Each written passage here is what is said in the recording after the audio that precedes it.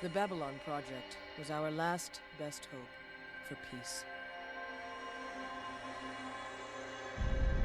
It failed.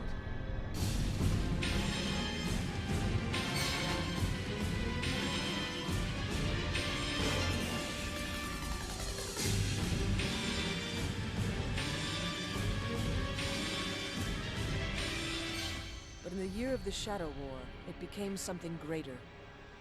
Our last best hope for victory.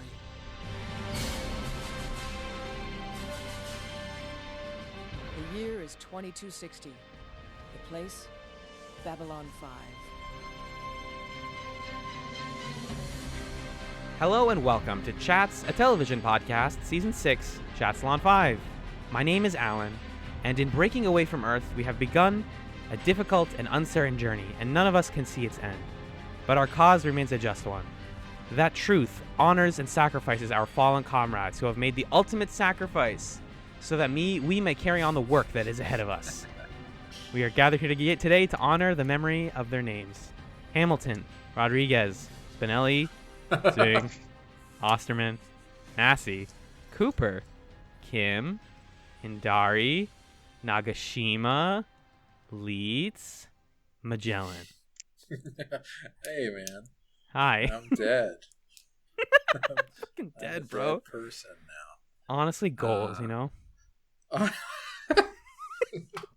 Sorry. You know how you're always like, be your own people sometimes? Yeah, I do say that too much. You're right. Yeah, I said that. I was playing a game with, like a card game after school with some of my students, and I said that in a appropriate moment, and they thought that was hilarious. So, thank you. I'm helping you become cool. I mean, you're already cool, but I'm helping you become cool with the kids. You're helping me stay cool. Yeah. You're Mr. Cool. Mr. Cool. Anything new in your life? Anything new and sparkly? Cool? Oh. No, had a bad job interview this morning, but that's pretty much it. Yeah. So it goes, man. So it goes. But hey, I think a smart man once told me that every situation in your life is either a good thing or a good story. No, it's deep. It's deep, and you also were the one who said that. Oh, you got me. Ah, shit. Gotti. Hey, why don't we do this thing that we do? Yeah, you mean this thing, Chatzylon 5, where we watch two Chatzylon episodes of Babylon 5 a week? What did I say? Yeah, that's the thing I'd want to do. No, I was backing you up. Oh, Chatzylon 5. Yeah. This week, this in the last 7 days, we watched Season 3, Episode 11, Ceremonies of Light and Dark. We also watched Season 3, Episode 12, Sick Transit Vir. And first, we're going to be discussing Ceremonies of Light and Dark, which was written by J. Michael Straczynski, directed by John Flynn III. It aired April 8th, 1996, and it takes place from April 16th to April 18th of 2260. Magellan? Yeah. I heard a funny joke today. What's more dangerous than a room filled with angry Narns? What? It's one angry Marcus with a key. Hello, Marcus. Welcome to the show, Marcus. Thanks, guys. Glad to be here. That was probably, what is it, 7 minutes of build-up to get our wonderful guest on? No way in the world is that 7 minutes. 7 minutes of audio file, at least. It couldn't be. Yeah, Marcus is a fan of the show who emailed us and asked if he could guest on an episode, and he wanted to be on Ceremonies of Light and Dark. So I want to start by asking you the question that we ask all of our chat's guests, which is, what's your history with Babylon 5, and why did you choose... Yeah, why? Why? And then why did you choose Ceremonies of Light and Dark? Let's see. I came to Babylon 5 mostly because I was a huge fan of Deep Space Nine, and I kept seeing on message boards and fan communities what seemed like an eternal kind of rivalry between DS9 fans and B5 fans. And I caught maybe like a combined 2 episodes worth of B5 just from different reruns and stuff in the 90s. Never really paid much attention to it, but I saw enough just to be like, now, goddammit, I need to watch it to make sure DS9 is the better show and fight for my team. And then, sure enough, I watched it and I was like, no, this is actually amazing. Damn. Yep. I maintain they're both they gotcha. different but equally great. But yeah, Yeah. discovering that, I was like, oh, there is good sci-fi out there that isn't Star Trek. Who knew? So that's how I came to B5, got all the DVD sets, and then for this episode, I like it a lot for a bunch of reasons. The fact that, and I only recently realized this, it's right in the middle of the series run. Like, couldn't be any more centered. And it's, we just went through a whole upheaval with B5 breaking away from Earth, with the Shadow War soon to escalate, and everything that's coming with that. Obviously, I don't want to spoil anything, but I love how this episode manages to both be kind of a collective taking of a breath for everyone on it, and also still really dramatic with a lot of great character scenes, and also has probably my all-time favorite Londo speech of the entire show. Oh yeah, Londo's got some good moments in this episode. That's actually really funny that you came to this from DS9 because yeah, every time I read like fan reactions to this show, it was just like, are they stealing? Is that allowed for two shows to come out at the same time and be this similar? And a lot of people said no, but Star Trek did it first because it's Trek, and then JMS is like, no, people work on both shows, and it's like all stories are eventually basically the same. So like, too bad they're not the same show. I love following J. Michael Straczynski's Twitter account. He tweets so much. Man. He literally, anyone who tweets at him gets a full quote retweet response. It's incredible. Even if they're like, hey, hi, I like you. And he's like, thank you, sir. I'm glad that you appreciate my work. It's like, He's do also your like, job. He's also so direct about like, yeah, that episode of Babylon 5 is pretty terrible. Yes, yeah. Super to the point and honest, and it's very refreshing. Even now, and he's not like precious about it. Like people tweeted him about B5 episodes. That's amazing. All the time, constantly, all the man, time. Constantly. And he answers all the questions. He's like not sick. I mean, maybe he's sick of it, but he engages. What a mensch. Yeah. Yeah, he said something about this is like just a recent example. He said something about how like, oh, somebody else does my Twitter now because I was addicted to A's and L's or whatever, because he uses those in his writing a lot. And someone was like, that's really shitty to make jokes about addiction. And he said he overdosed on A's and L's. Yes. And then was like, yeah, someone was like, don't make jokes about addiction. And he did like a 7-tweet takedown of this guy being like, that's not what I'm talking about. You're wrong. It's like, just log off, Jameis. Just go write TV. You're allowed. This guy's not worth it. Have you watched really Dr. Franklin's arc? I know something about addiction. It's true. Oh my god. So to talk about Ceremonies of Light and Dark, I actually was not enamored with this episode until maybe like you said, the Londo speech, and then like the last 10 minutes of it. And not just because of the new outfits. The new outfits are spicy. Oh, delicious. Oh, I love them. They're so good. Alan only wrote 2 talking points for our notes this week, and they are new outfits.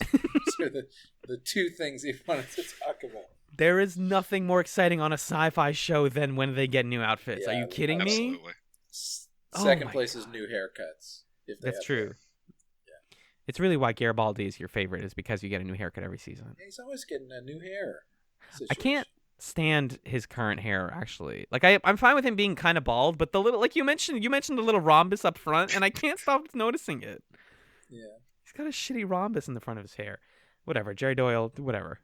So Sheridan actually hints at the new outfits at the beginning, talking about how he doesn't want to wear Earth Force uniforms anymore, so he's just walking around in a white button-up like a cool guy. And then everyone is like, well, what are you going to do, get new outfits? And he's like, I don't know, maybe eventually.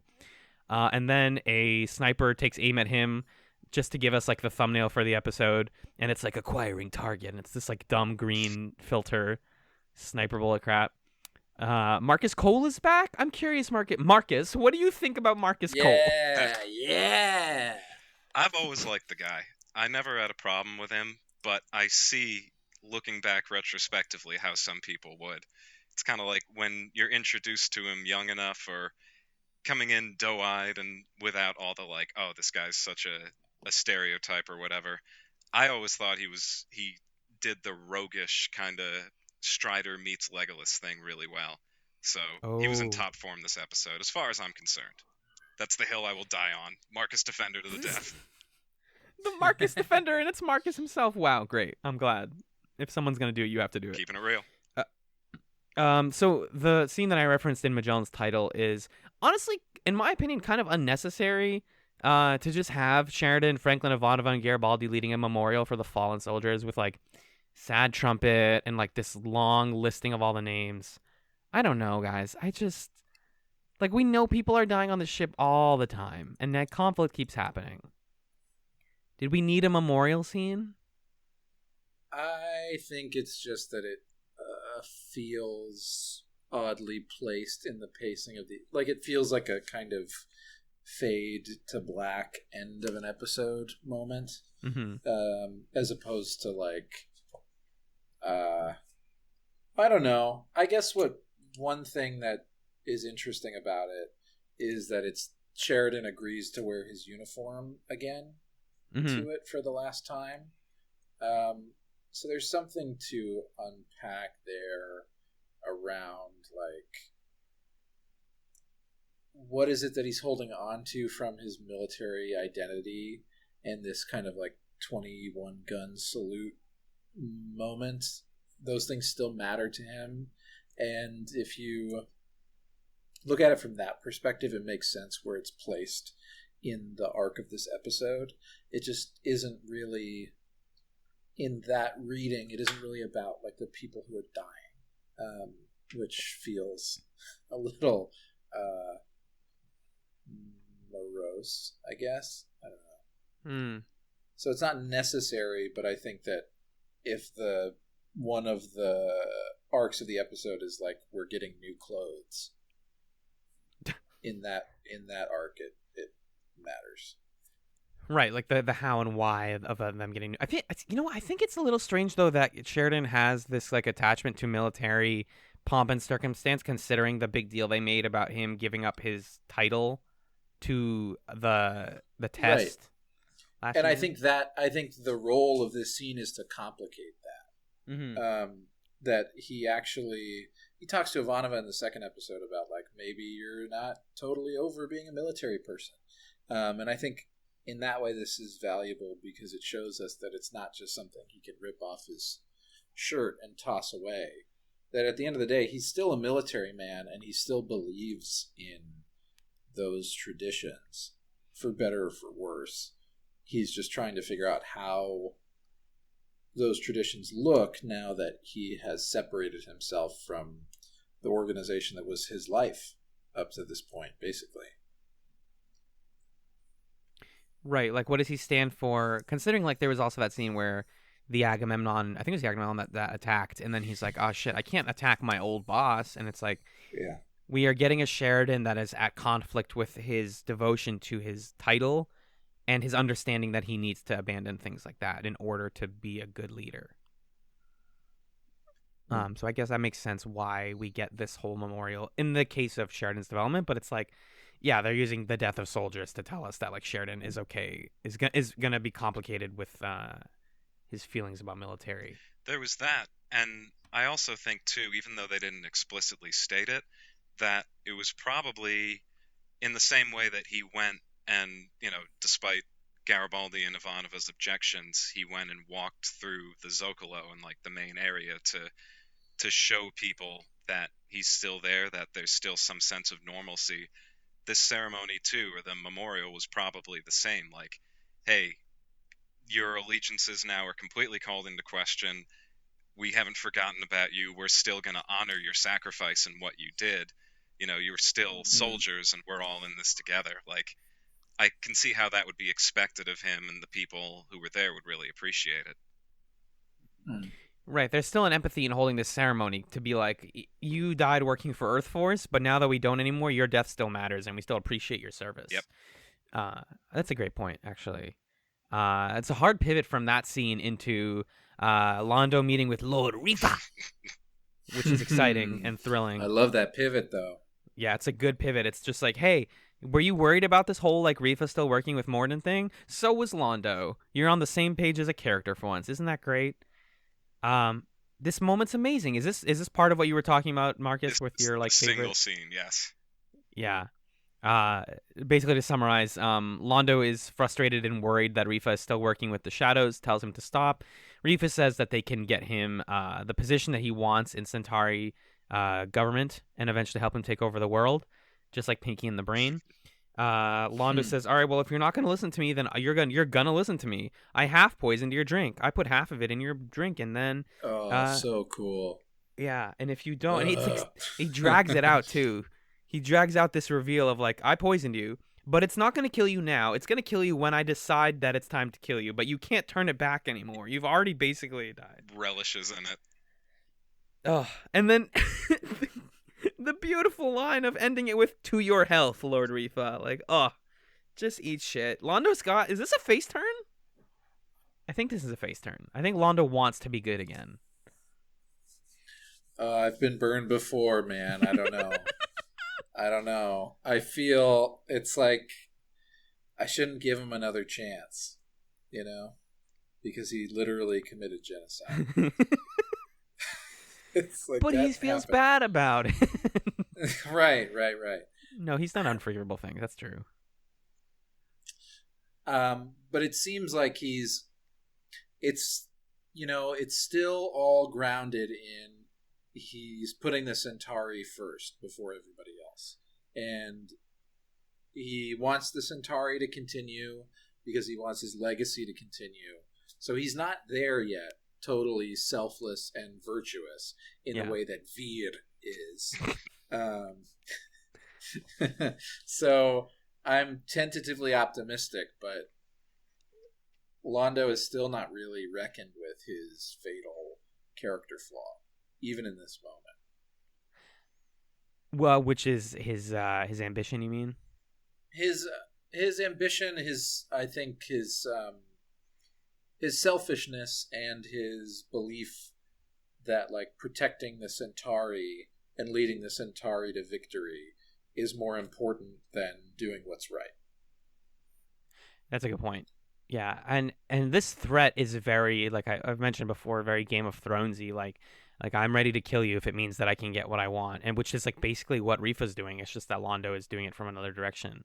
Like, it's not a cool thing to be like, hey, I have you by the neck, essentially. That doesn't make him a cool guy, but he's doing it for a seemingly more altruistic reason than like him starting wars and stuff. Yeah. Like this feels like him trying to make amends and like try to write history a little bit, because he understands after like the prophet came to Babylon 5 that like, yeah, I have to make active change if things are going to get better. Yeah. Fun bit of trivia, by the way. The prophet in 2 episodes ago, one of, I think, Turhan's third wife, that was Majel Barrett Roddenberry, Gene Roddenberry's, really? I think at that point, widow.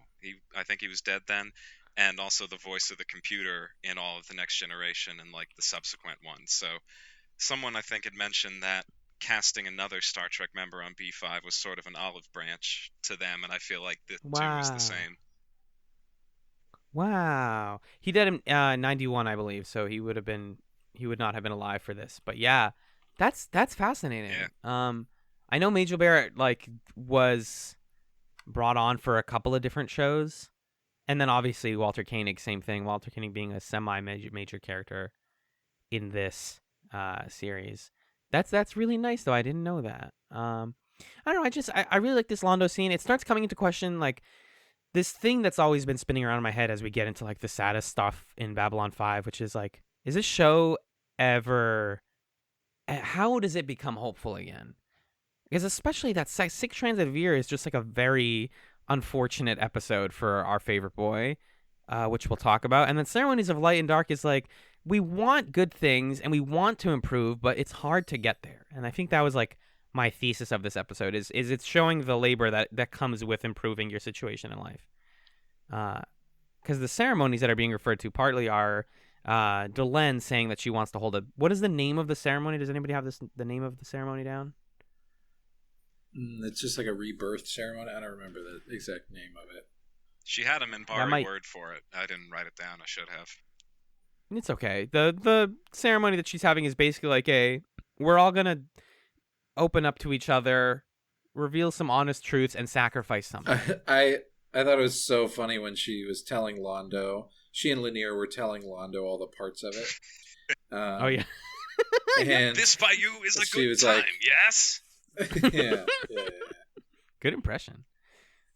Sorry, Magellan, And didn't mean Londo's- to cut you off there.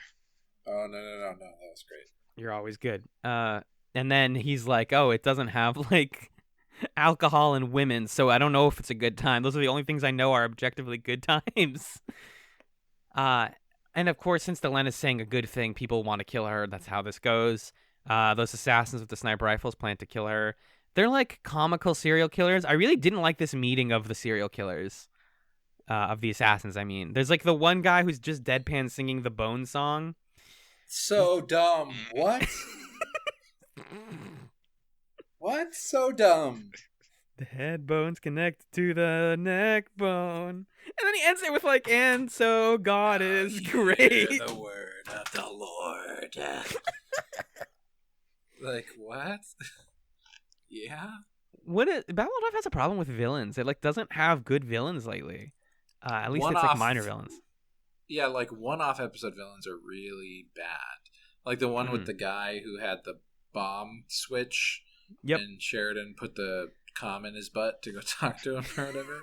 Classic. That guy was awful. This like squinty, like wait for our moment. He'll become a martyr if we. It's so stock in a way that's not that interesting. Like I forgot who were these guys exactly. Were they working for someone?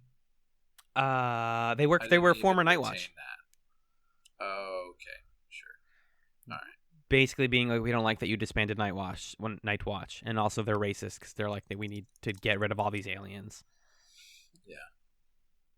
It's a problem to me because like if Babylon 5 is going to be about all these processes about like making things better and coming to a conclusion and like learning from our mistakes, then like why are all the bad guys the same type of like right-wing, I mean, for lack of a better word, crazy person? Like these unhinged people. There are on this show people who hold views similar to that aren't painted as absurd. Londo Malari, case in point. Mr. Morden, case in point, is sort of an agent of chaos and ruin. Londo is just a person flawed by the circumstances of his birth. Like, there are people with conservative views on this show who aren't just like crazy snipers. Mm-hmm. So then it's always a bummer when it's like, oh, our villain is another one of these, and we're allowed to feel okay when they come on. Like the conclusion of this plot is Sheridan like pulling up his dukes and being like, "No more racists on Babylon 5." Yeah, he like punches him in the face. Cool, man. Sweet. Both of these episodes feature him.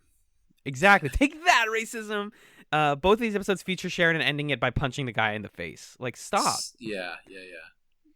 Delenn even in the second one was like, just so you know, you keep doing this thing.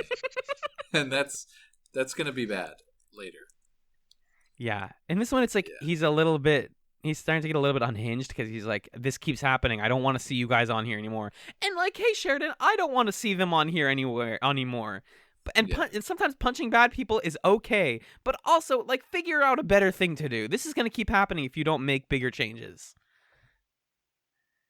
Yeah. Like Delenn, for example, when she gets kidnapped, she like just guts her kidnapper and is like, "Oh, you're kidnapping me because you're sad and lonely and nobody loves you." It's fucking brutal. I loved her monologue in that scene of, and you kind of know where it's going from the first line, but saying the Minbari, we do everything together. Like we fought you together when we lost, we went mad together. And then we woke up together, and like you're alone, and that's what's sad about you. Right. That hit me actually. Yeah. She really killed it with that, and I feel like the actor who was playing the unhinged, unblinking guy, when he was singing his little song, it really didn't work for me, and that all felt just so staged. But in that scene, the way he reacted, and I don't know, he sold it for me there. I thought he did a good job. And then the final break of like, screw it. It was spooky. Yeah. It's the right kind of like extra that I actually enjoy. Yeah, It's just agreed. like he's not a good villain, but he's like a good performance, I guess.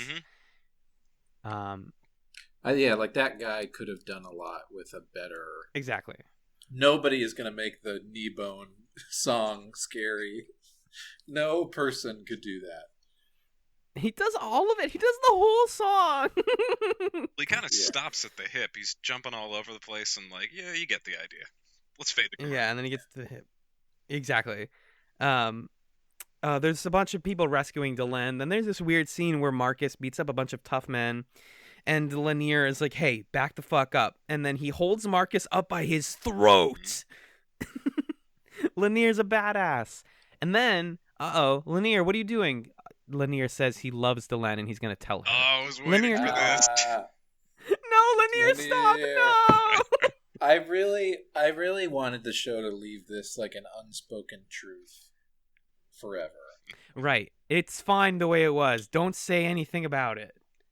Don't comment on it. Okay, it's not the worst thing in the world because he literally goes, "Hey, it's not romantic. It's not sexual. It's not romantic. But I love her." It's like, just don't say it then. We knew that. We got that. Yeah. I don't know. To me, it felt a little Fedora-y. Like, Lanier's not all men, Right. lady. Yeah.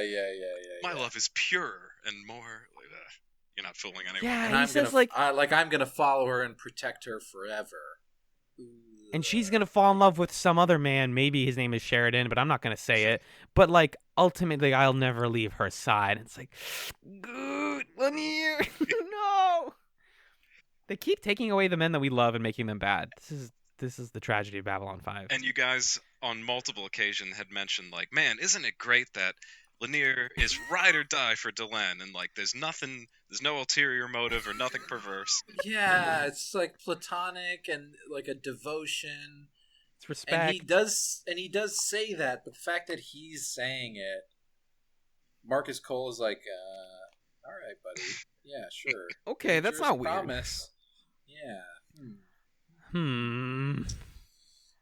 So now I'm just worried that we're gonna have some conversation between Sheridan and Lanier, where Lanier's like giving him permission or something to like love Delenn. It's like, you guys, I don't want that scene. I really don't. I don't want conflict between Lanier and Sheridan because Sheridan's getting in with Delenn. Like, that's no good. Yeah. I mean, they find the hostages. I actually really liked that they found out that the hostages were in Gray Sector because they listened to audio of the hostage message and find out that the engine noise is coming from the like reactors. That's really cool. That's a cool thing, yeah. That's a great way to solve a crime. And obviously they find the hostages. Sheridan punches the guy. They rescue Delenn. Yay, we saved the day. Then finally the episode's like, hey, were you not paying attention? Because everything you want is finally about to happen. Delenn is in the hospital, and since the ceremony, like the truth ceremony, isn't necessarily going to happen anymore, everybody decides to walk in one by one and just like reveal the thing that they've needed to say for the entire show. This is the shit I like. Yeah, I'm into it. Me too. I forget what Sheridan said specifically because his was long. I tried to rewatch this whole scene a couple times, but Sheridan is basically like, I love you and I really want to protect you, but like, I don't know if I'm good enough for the job. Garibaldi comes in and says that his problem is that he can't let go of things, and that's probably going to hurt him someday, and he's worried about that. Ivanova is just like, yo, I'm gay. Whoa. I was so happy. She goes, I think I loved Talia. Excuse me. Thank you. Finally. Canon something. Yeah. Thank you. That we did want. I needed that desperately. Even if it's like Delenn's the only person for the rest of her life who Ivanova comes out to, I'm fine with it. She said it. We saw it. It's there. It's in the show. And then Franklin is like, I have a problem. And it's like, damn, you did it, Babylon 5. Everybody has a motive and they know what their problems are and they're working on it. This is the shit. I was so elated by all of this. Like, because, I don't know, you just get so many sci-fi shows where people like, or any like drama like this, where people have like fundamental problems of who they are. And it's about watching them either figure it out or not figure it out. And, you know, it's about learning the process, but nobody ever says it. Nobody's ever like, I suck for this reason. And it's really refreshing, and you don't see it everywhere, and that's why I really appreciated this scene. And then, yeah, of course, everybody walks in, and they've got these fresh new black and silver suits. I'm so happy to see them. And then Sheridan just has to be a cornball and says, haven't you ever seen someone who's been reborn before? Cut the credits. Well, not cut the credits right away, because he has to look at everybody next to him and be like, huh? Good joke, right? What do you think? Huh? Is that funny? Was that super good? Thank you. And I mean, that covers the basic stuff. I have some stray ideas and thoughts I want to discuss, too. Yeah. And Garibaldi has like a C plot that's barely worth considering as a plot that I love. I love that, too. Yep. They reset all the computers on Babylon 5 to sort of like wipe out everything that's been going on. And he resets it to a like firmware update before they took out the attempt at a conscious AI. And the AI is Sparky the computer, voiced by Harlan Ellison, acclaimed author, rest in peace, died a couple of years ago, and also did a lot of like ideas for Babylon 5. And so it's just him being like this sassy like New York asshole who's like, hey, come on, put your shirt on. What are you doing, Michael? Whoa. I'm bleeping here. I'm bleeping and blooping. Come on. Oh, it's very silly. It's very good and silly. Because Babylon 5 is never this type of like goofy. This is like old Trek goofy. It's like, oh, the computer's an asshole, and Garibaldi's like, can we turn it off? And then he hits it to turn it off finally. I really like this. I like it when Garibaldi and Ivanov are funny. Him replacing all the passwords is good. It's just like some surprisingly good comedy in this episode. And then my last note was, yeah, I think I like this version of Marcus more than the Marcus we've been seeing. He's like getting a little better for me. He had some great lines. I think one of my favorites was, they said I was carrying around a lot of repressed anger, and I'm not repressed anymore. Yep, it's a guy. Yeah, that's very, he's good. He's doing the good things. Did either of you have any other things you wanted to talk about? No, I think we hit pretty much all the big stuff. Whack. Whack. Well, that's cool. What order of operations? Should we do an email? I think we have an email. We do have an email. We have 2 emails. Yeah, let's do it. Sweet. I'll read the first one, Magellan. Okay. Cool. These are actually both from our friend Dan, because we recorded the last 2 episodes back to back, and then not back to back, but close to each other. So we are like behind on emails. His first one is regarding exogenesis and messages from Earth. He says, if there's anything to be taken from exogenesis, it's that it sets the stage for future Marcus and Steven team-ups. That's something. I like Marcus is only good so far when he's teaming up with people, and I think that's fine. Vir can have a solo episode. What were you saying, Magellan? Oh, just why would they have a solo story about him? You know? I've heard there's a short story that's just a Marcus like walking around Babylon 5 story. It's like it's not an episode, but yeah. This is important. He says, maybe I misheard what you guys were saying, but I think you got the events wrong in Messages from Earth. The event from Mars happened years ago. The whole like the Shadow ship being found on Mars. The Shadows reclaimed that ship. Humans found a separate Shadow vessel on Ganymede and decided they wanted to keep that one for themselves to learn about the tech instead of handing it over to the Shadows. So it's not the same one from Mars. It's a different Shadow ship. Okay. Important detail, I guess. Garibaldi makes an offhanded remark about him and, quote, a friend seeing some of these events. The story of what he saw is told in the comics, issue 8, Silent Enemies.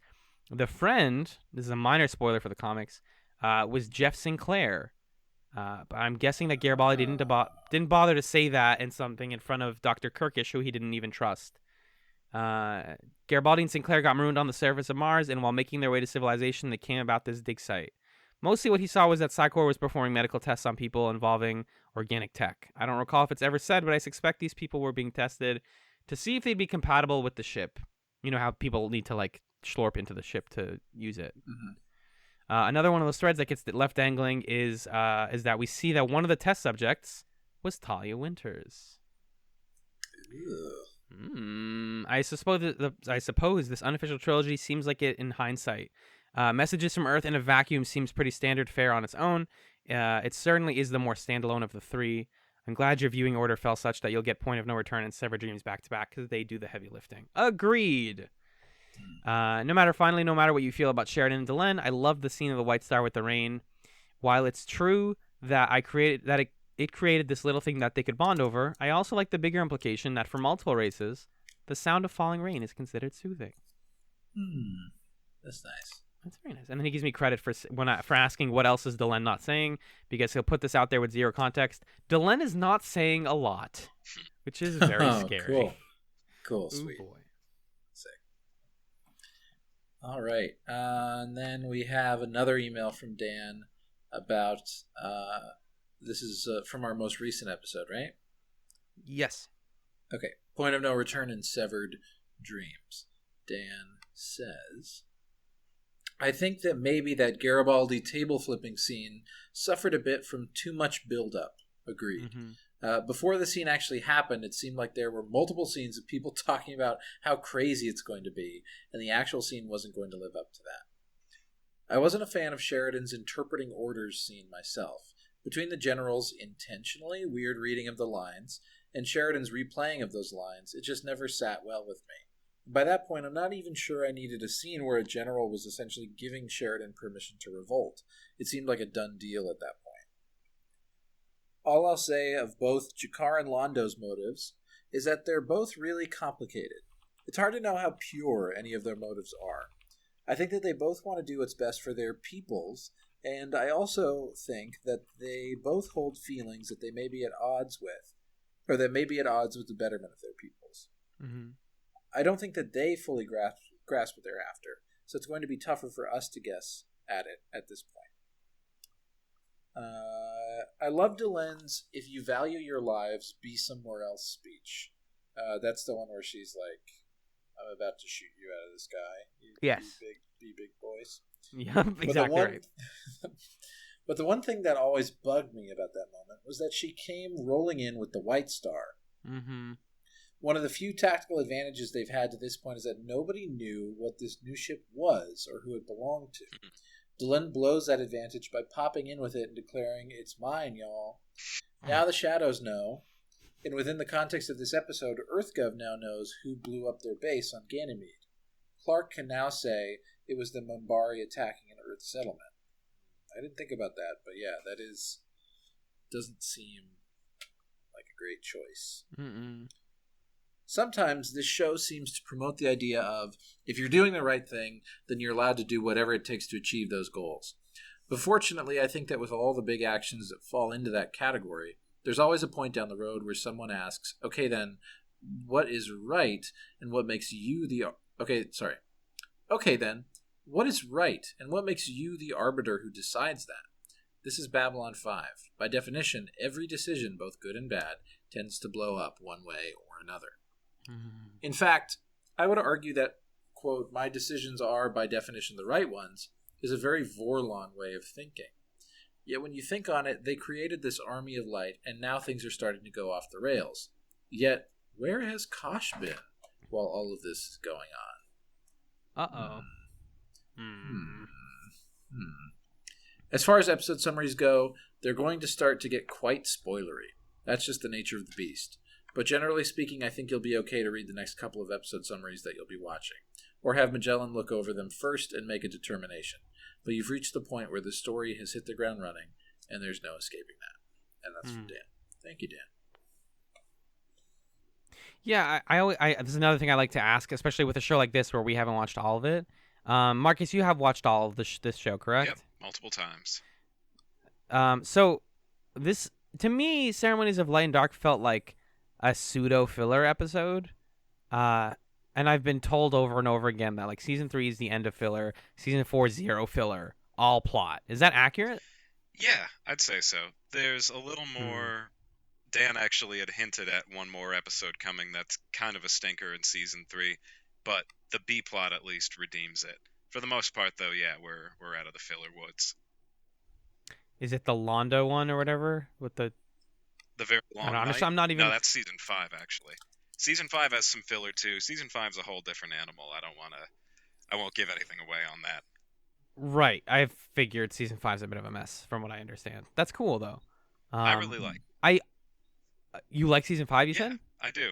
Oh, More that's exciting. perhaps than some do, but I think there's a lot of good stuff in it. It's definitely worth watching. Of course. We're trapped at this point. We're watching everything, so awesome. We'll get there. Cool. Marcus, do you have anything you'd like to plug? Well, I'll mention my band, the Hudson Horror, since we talked about that earlier. My melodic death metal band. We're on a bit of a hiatus right now, but we'll be coming back soon, so stay tuned. We're on Spotify, YouTube, all that good stuff. And I wanted to, if I could, just share a couple of my favorite quotes from Ceremonies of Light and Dark, because I had a whole bunch of them here. Please. Oh, heck yeah. When Sheridan is talking to Delenn when they're in the med bay, and it's that scene where he really just puts it all out for her, the line that really resonated was where he says, "I can no longer imagine my world without you in it." I love that, and I thought he really sold it. Yeah. That's like, it's a very romantic line out of context. Yep. And somewhat in context. And when Delenn is talking to Marcus when they're waiting in the sort of docking area, which I thought was hilarious, they had a random kind of janitor's cart in the background filled with clear, like, crumpled up paper towels. Like, yes, Babylon 5 has a maintenance staff like everything else. Yeah. And she's talking about what he hasn't let go, and she says, "You have not let go of the pain. You have not forgiven yourself." And he says, "For what?" And she says, "For being alive." Just a lot of great little moments like that. Yeah, I forgot about that line. I feel like that's probably one of the best Marcus moments, because him being like, so much of my family died, and in my ignorance and in my lack of like listening skills, that I feel like every moment that I live is like a mistake, and I don't deserve to be here. And then she hits him with that line, and it's like, redefine yourself, bud. Like find something to live for, which is very good. Cool. Well, I will definitely also encourage people to check out your music, and of course, thank you so much for being on this episode. My pleasure, guys. It was a blast. Very cool. If you out there also want to guest on an episode of Chats, of course, email us chatspod@gmail.com or @chatspod, and let us know a couple weeks in advance what episode. Our only rule is no finales, because we're watching these shows first time usually, so that's ours. And we will be right back after this little musical break to discuss Sic Transit Vir.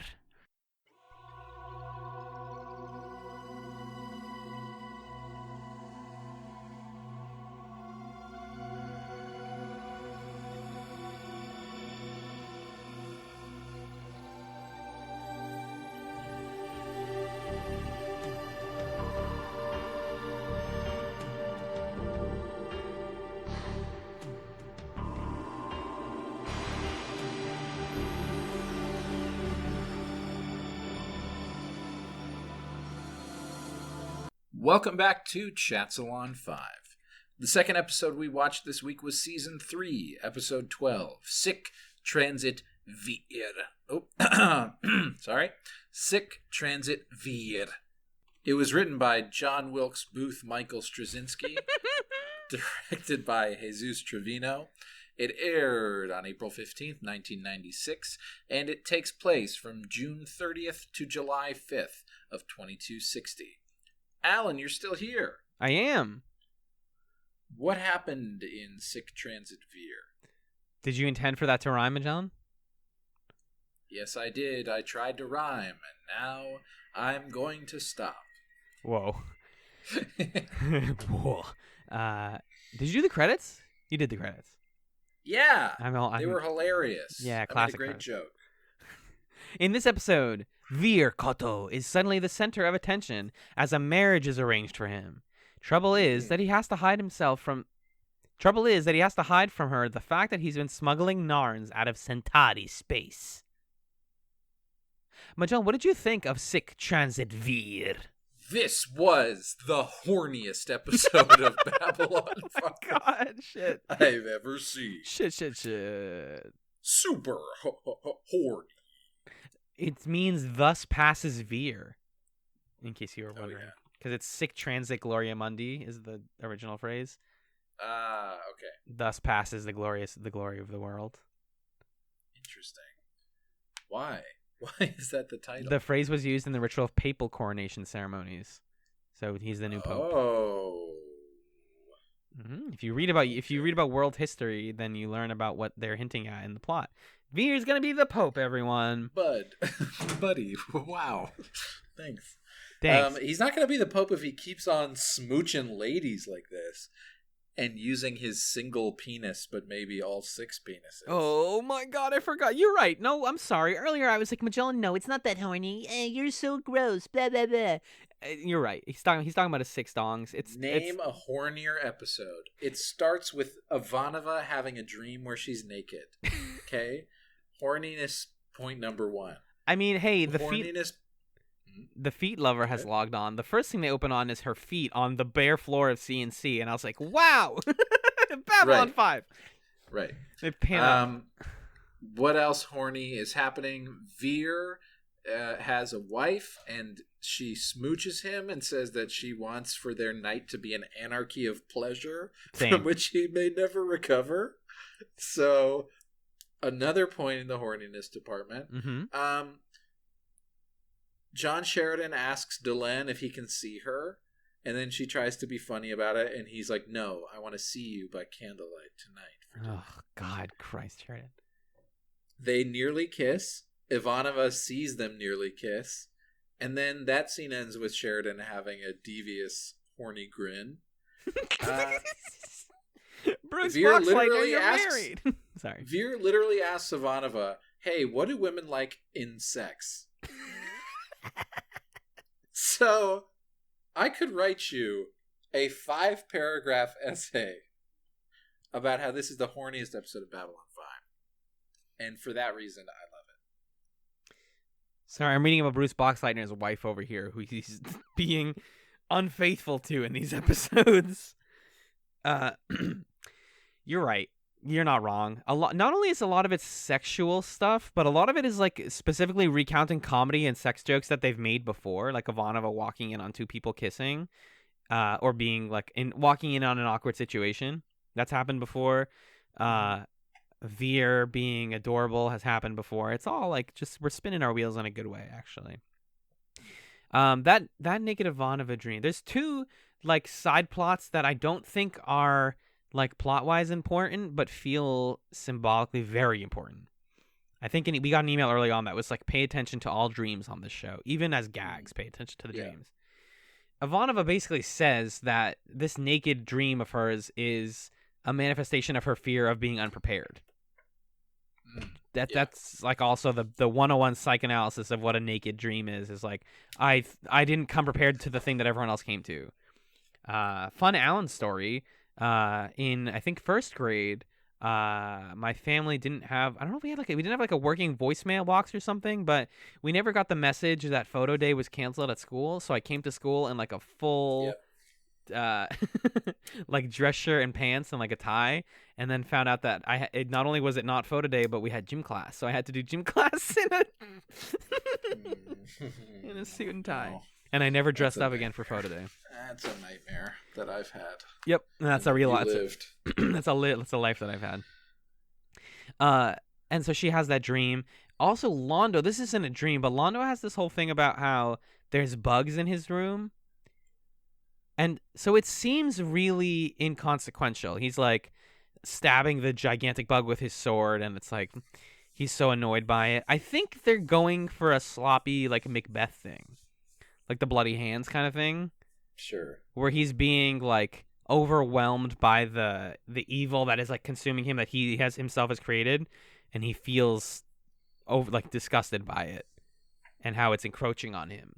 Because like when Vir and his Beyonce come in to the room, he's like, hey, if you see any bugs, tell me, because I need to kill them. Like it's his masculinity, it's his insecurity, it's everything. It's like Londo's themes are catching up to him.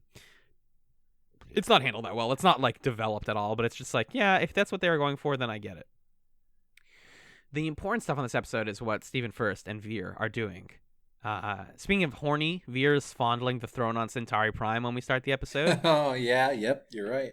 He's like getting all up in it, and then somebody walks by, like a racist man walks by, and does the what is more dangerous than a locked room full of angry Narns? One angry Narn with the key.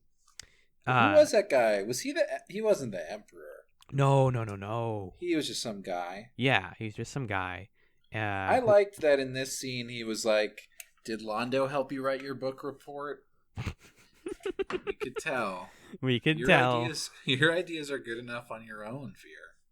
You don't need to plagiarize. Did I ever tell you about that time in 5th grade that I got a C on an exam and I had to show my parents, but instead of that I faked a signature and got in trouble immediately? You're just letting it all loose tonight, huh? This is the space. Who needs chats nights when you have life? You're doing the Mimbari rebirth ritual. Yeah. Several times in a row. Revealing all my truths. I think there's something refreshing about revealing truths about yourself. But yeah. It was a C. It's not even like I'm embarrassed. It's more that like my teacher was like, Alan, you don't know how to fake your parents' signature. Don't try to ever do this again. You'll never be able to do it. It's like, oh, you're right. Every moment that passed in this episode, I became more confident that Londo will never be emperor, or that he'll be emperor for like 5 minutes, and he'll be really bad at it.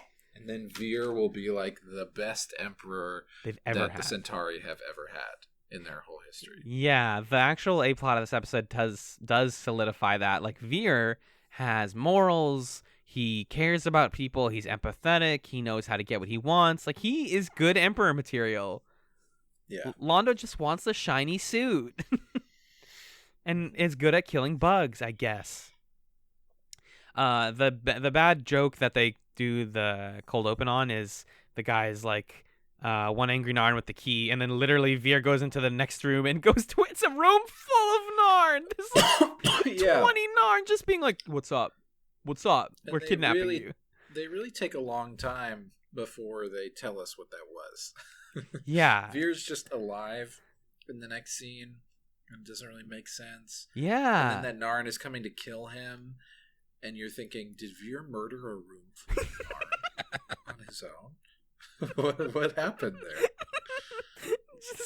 We cut to Vir and he's doing like Matrix backflips and kicking everybody in the fucking face. Yeah. And like cutting them with his hair like a knife. That's awesome. Yeah, that's what happened.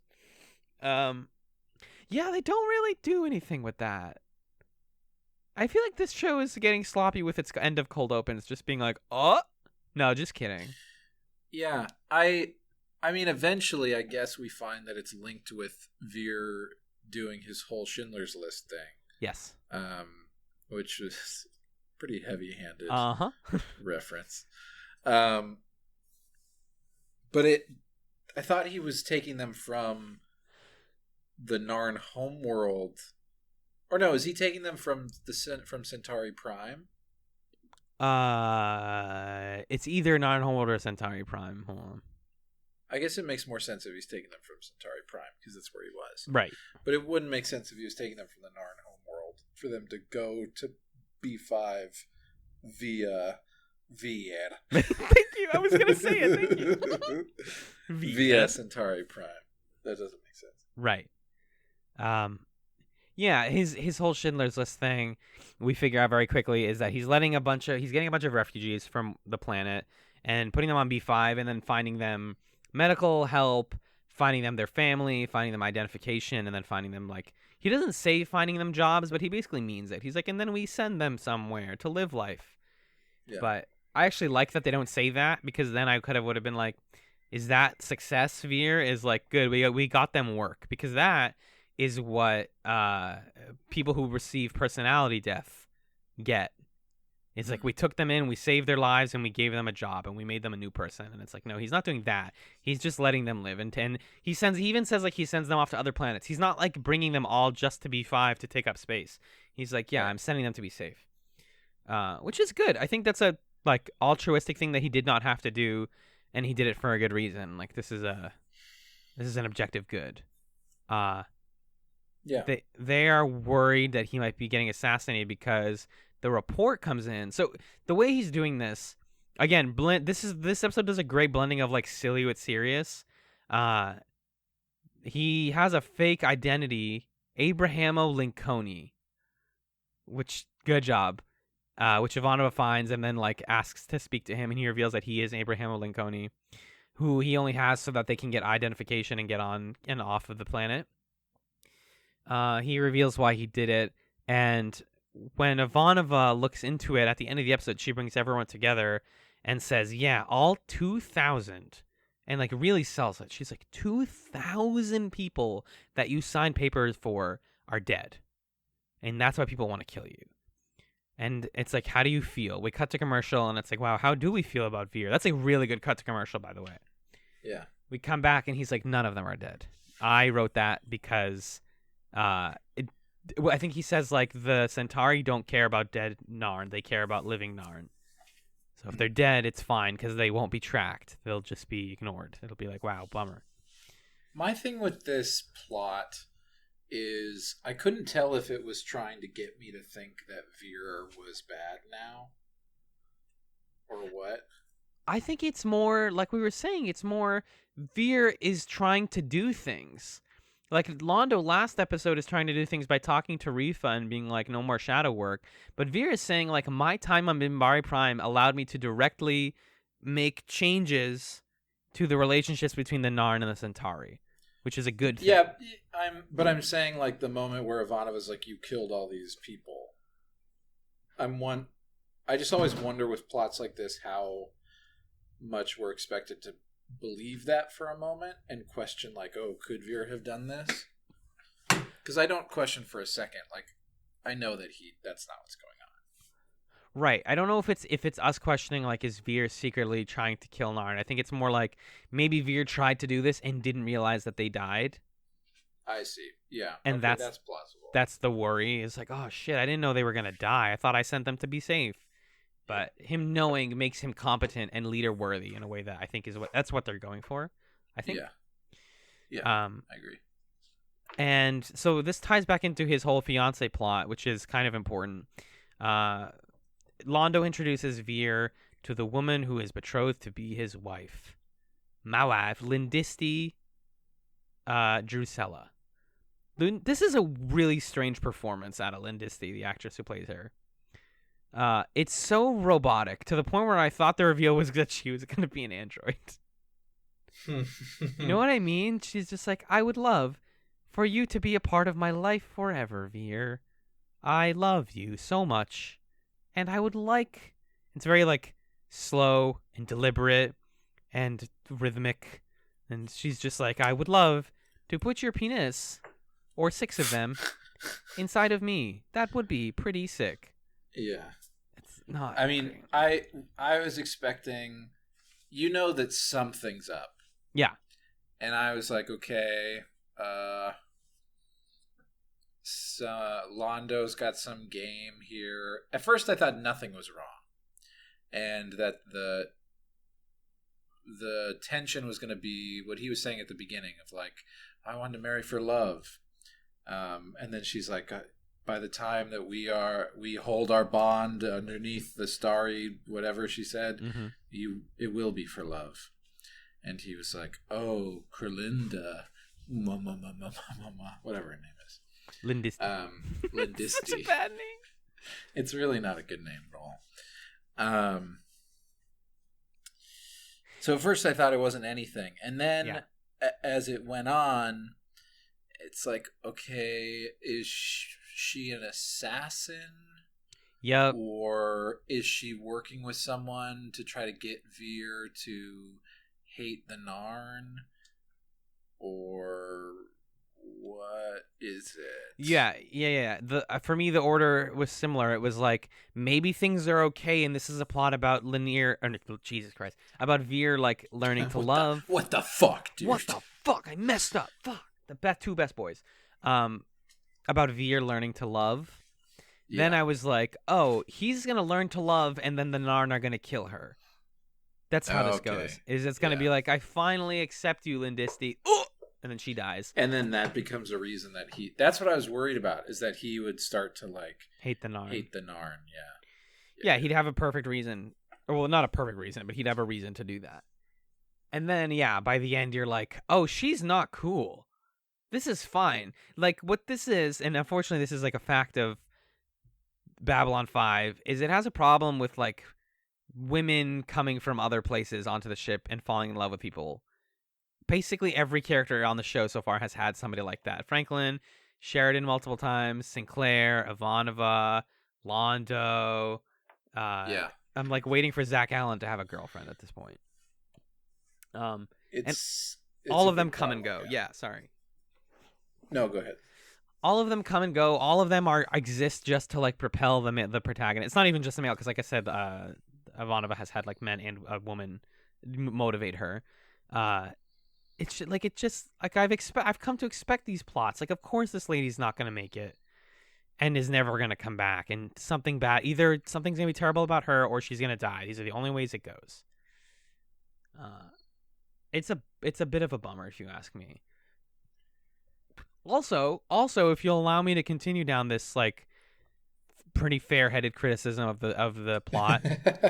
No, dude, you're going off the You're rail. being crazy. I just think personally, like, whoa, relax. Not just my opinion. Guys, arranged marriages aren't the worst type of marriage. Also, the entirety of the marriage state is ridiculous. Any marriage is silly. Yeah, I'm with you, man. I mean, I don't think this episode is saying arranged marriage is silly. Do you not? To be honest. To be honest. No, I don't think so. I don't think it's a criticism of arranged marriage. I think it is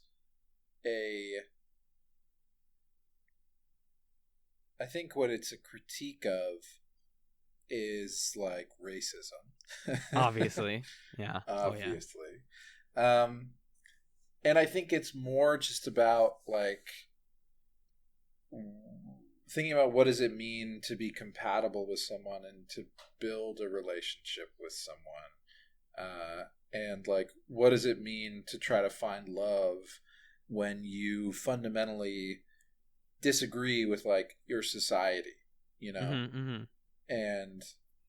But I don't think it's saying that arranged marriage is hopeless and bad. Because Vir at the beginning is kind of like, I thought I'd marry for love. But almost immediately he's open to an arranged marriage.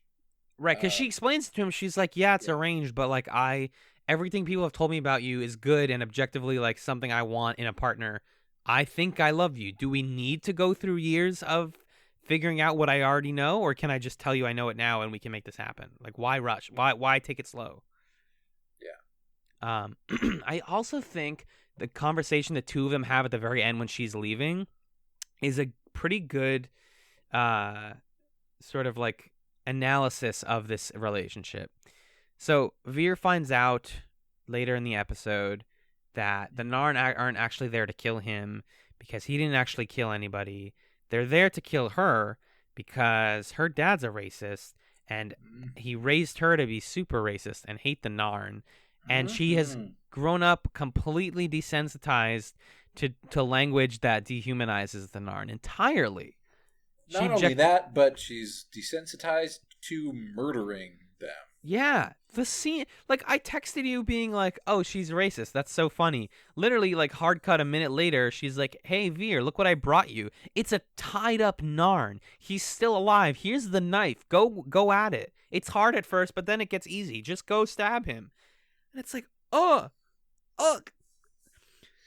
There's the thing about racism, guys. I put my hands on my head because now I'm about to have real talk. First of all, racism doesn't always have to look like this. It's not always violent. It is often violent. People do exist like this that are like, it's easier to dehumanize them than to like acknowledge that they exist as people and that they're legitimate.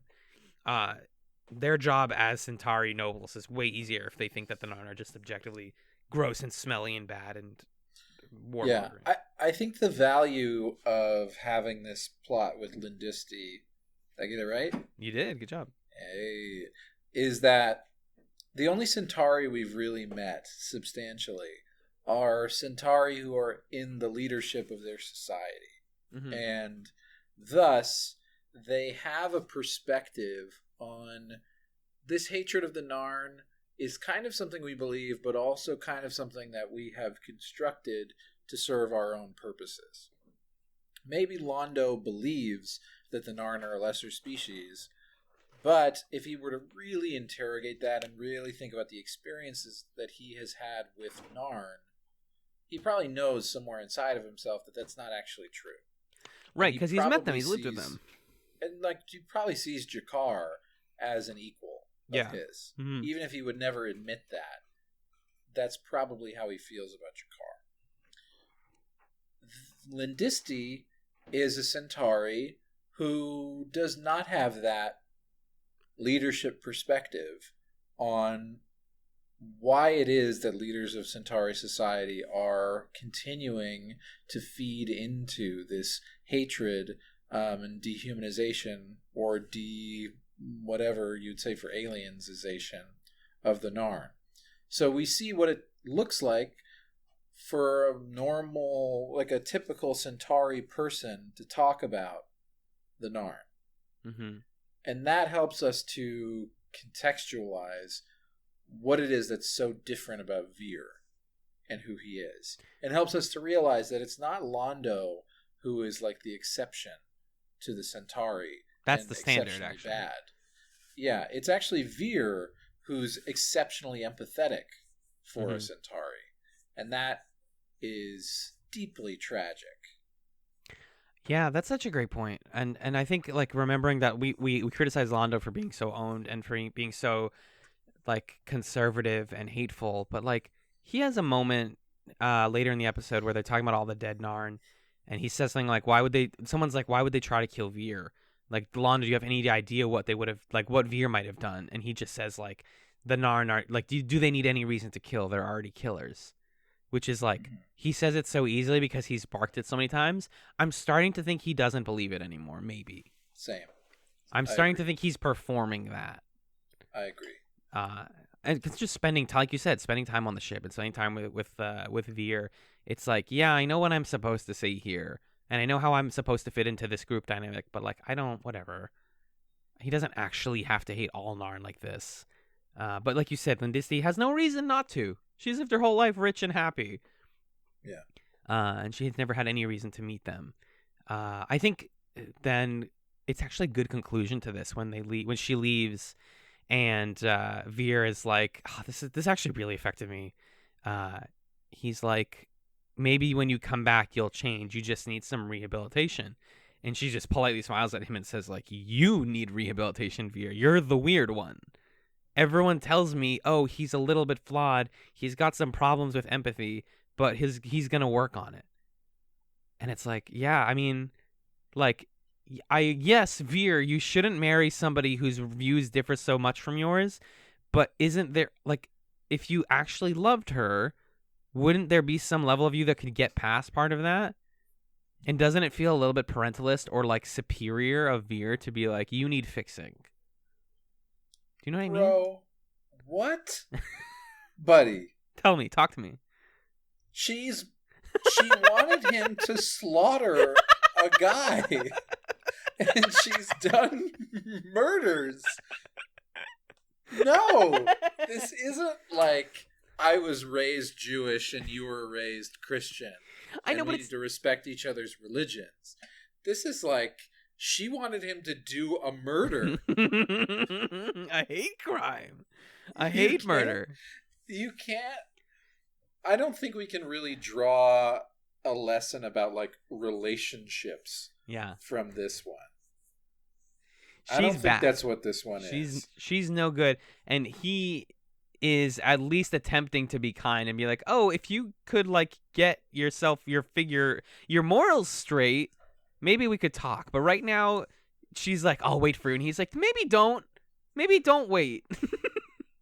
I think what this is a microcosm of what Vir as emperor would be like. That's what I think this story is Vir is trying to rule the Centauri by a certain set of morals, and he's trying to forward a certain set of values, and the people love him because he's great. He's very kissable, very kind, a lot of kissing, intelligent, empathetic, great guy. Right. But they just have these ingrained assumptions and beliefs that are perhaps impossible to change. Yeah. And all that Vir can do is say, I'll try, because I want to live in a world where these people think differently. But it feels kind of doomed. Well, this is why I came out of this episode being like, man, this just sucks. Like, Vir comes out of this episode. Also, Londo fires him. Worth mentioning. Yeah, it's sad for Vir. It's not a great day in Vir's life. Right, because Londo is like, sure, you did this for a good reason. You did a good thing. Maybe I agree with you personally, but for the sake of looks and for saving face, I cannot have my name on this. Yeah. So I need to excise you from my work, and you can no longer be under my employ. You cannot be my attaché anymore. It's sad. Like, when Vir was sent away, that was a little sad, but it was like, we know he's coming back. And now it's like he's here, but he doesn't work for Londo anymore. I thought it was kind of cheesy at the end, where when Vir was like, the things we do for love. Yeah, it's like the last shot of the episode. Buddy. Oh, boy. What a way to end it. Yeah, she tried to make me do a murder on the floor, but the things we do for love. And then Irison on Vir's hair. Yikes, it's not married with children. Anyway, I'm excited to see where Vir goes as he becomes a freedom fighter and a great man. And is there more to talk about in Sick Transit Vir? I feel like we only talked about Vir. There's Ivanova stuff you wrote. I don't even remember what happens with Ivanova. To be real with you. Oh, I mean, the thumbnail of this episode is going to be when he asks her, what do women want? And he makes the motion for sex with his hands. Yeah. That's sure. going to be it, right? Like, yeah. She interrupts the date. Sharon and Delenn repeatedly being like, "Oh, if we just had the time. Oh, you're always so busy, John. Someday one of the Sharon and Delenn plot. How could I forget?" Yeah, it's not. I mean, it's not that it's not that substantive. It's just them trying to date and then getting interrupted by work. Why are they being so coy with when they're gonna kiss? It's stupid. I don't need to see a scene where it's like, "Oh, he cooked the dish bad." I'm gonna put some seasoning on the dish. Is there enough salt? Oh, you're so handsome. Let's almost kiss. Like, come on, Babylon 5. You're adults. Just have sex with each other. Bro, we might never get this type of adult relationship as fast as we want it to happen. Because this was our thing with Farscape, was like, John and Aaron are adults who like each other. Why did we spend 5 seasons being like, "Hey, John." Crichton. Like, no, just come on. Except they had sex in like 3 seasons. At the very least, in like episode 8 or whatever, they almost die, and they're like, "All right, well, let's have." Yes, you're right. You're absolutely right. At least Farscape did that. Yes, they kind of dicked us around for a little while. And then she had a baby and that went places. This is like, they're making these eyes at each other. And they're almost kids. Like, come on. He had a wife, dude. He's done this before. She's been dead for a while. No. I'm agreeing with you. I'm saying he's had a wife. He should know how to deal with women. Had a kiss, sure. Yeah. They never got past the first penis, though. No, you're right. I also have never gone past the first penis. That's a great point. Yeah, for sure. That's so weird. So dumb. 10 points to Ivanova and Vir for him. She'd be like, "Have you ever been with a woman?" And he's like, "We only got to first." And she's like, yeah, first base. And he's like, "No, first penis of my 6. The first dick. First dick of my 6 echidna penises."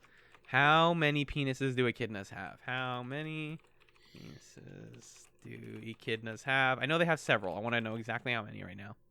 4. Echidnas have 4 penises. Oh. So then the Centauri got them beat. Beat? I don't know. This is gross. The meal that Sheridan made Delenn is called flarn. It's just tofu. He made flarn. That's all I got, man. Somebody give me the Babylon 5 cookbook that has a good flarn recipe. That's what I want. Yes, please. And that is all we have for this episode of B5. John, what are we watching next week on Chatzylon 5? Oh, you want to know there, fella? Yes. You want me to tell you? Yes. You want to know, buddy, what Yes. we're watching? Well, I'll give you a scoop. I'll scoop you up. I'll let you know. We're watching 2 more episodes of Season 3 of Babylon 5. First, we're watching episode 13, A Late Delivery from Avalon. Sheridan urges the planetary leaders to ratify the peacekeeping Babylon Treaty. Oh. That's kind of a cool Huh. thing. Then we're watching Season 3, Episode 14, Ship of Tears. Sheridan forms an uneasy alliance with a former nemesis. Oh. I will give you 3 guesses who the thumbnail is an image of. It's the bug guy from season 1 who's the information broker. Nope. Okay, next guess. We forgot to talk about this amazing scene from Transit Vir. Right after the guys try to assassinate his wife, there's like a squid guy in the back who goes like, I'm in the shot. I'm not supposed to be here. Bye. And he walks in and out of frame. If people haven't seen it, go back and watch the scene. Yeah, where Veer's walking around with his wife, and then they try to kill her. There's just a squid dude in the back who's like, oh shit. I literally think it was an extra. I remember that. I literally think it was an extra who was like, whoops, sorry. It's so good. Is it that guy? Nope. Is it Alfred Bester? Yep, you're right. Wow, weird. You knew that. You were just having fun. I was just goofing and clowning. You were having fun. We're always having fun here on Chats. If you would like, let's take it to the Pledge Zone. If you would like to contact us at the Chatzylon 5 studios in sunny Scottsdale, Arizona. Hey guys, I finally found a random US city generator. Would you like me to just hit you with 5 quick draw cities? Yeah, it's a dry heat. Scottsdale, Arizona. Portland, Oregon. Minneapolis, Minnesota. It's a wet cold. Oh wait, I was gonna do. Go ahead. Minneapolis. It's cold. How about St. Paul, Minnesota? Ooh, it is. We're underwater. How about Jersey City, New Jersey? Ooh, that is a wet heat. There's really these aren't like obscure. The whole thing is I want them to be like really small towns. I don't need like Boise, Fort Worth, Texas, Denver, Colorado. If you'd like to email us at our many Chatzylon 5 studios, send that email to chatspod@gmail.com. You can tweet at us at chatspod on the Twitter. You can rate us on iTunes if you like the show and want to hear us become successful as a giant Voltron beast. If you'd like to feed the Voltron Beast candy, the candy that we accept is cash donations to patreon.com/chatspod. I don't know where this bit is going. I'd like to thank our patrons this week because we haven't thanked our patrons in a while. And I do love them very, very much. And patreon.com is currently not loading for me at all. It's an internal server error. This is bad. Give it a sec. Come on, Patreon. Please work. I want to thank the patrons.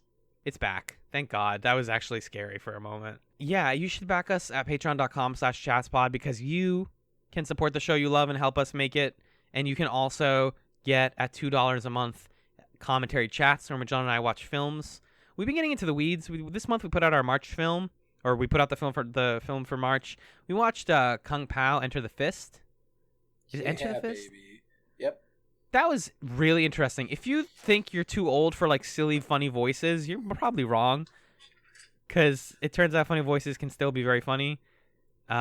You can also at $5 a month get Chats Nights, where Magellan and I. Chats Nights. Oh yeah, it's a deeply, deeply sexy podcast where we just kind of gif and gaff and talk about things that don't make it onto the full episodes.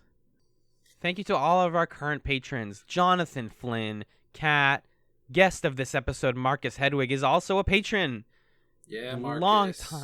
Thank you, Marcus. We love you. Longtime patron, Fendon, and longtime friend. You're my hero. And that's who we got so far. You can be on that list, and we'll thank you at some point if you check out patreon.com/chatspod. Magellan, what's your chatsum for this week, kid? Hey, man, listen. I'm going to recommend that people go listen to an episode of a podcast. Yummy.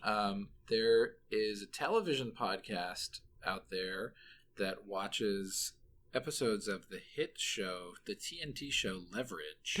What? It's called Let's Steal a Podcast. Mm-hmm. And their most recent episode is on the Leverage episode, The Office Job. And it's actually pretty cool because they have on a couple guests from another TV podcast called Chats, I think is what it's called. CHAT something? I don't know. ZS, whatever. Yeah. The reason that I'm suggesting that people go listen to us guesting on Let's Steal a Podcast is because they also had a segment at the end where they give recommendations for things, and I used up my Chatsum on their show. So you can go listen to that to get my Chatsum for this week. Yeah, that was a ton of fun. People should check out Fabienne and Cassie's work because they do really good podcasts. Fabienne actually was also on our Newsroom podcast back in the day. So, cross promo with the other TV podcasts, and Leverage is really weird. They had us on to watch season 4 of a show we'd never watched before, and we were just in this room for like 2 hours being like, what is this?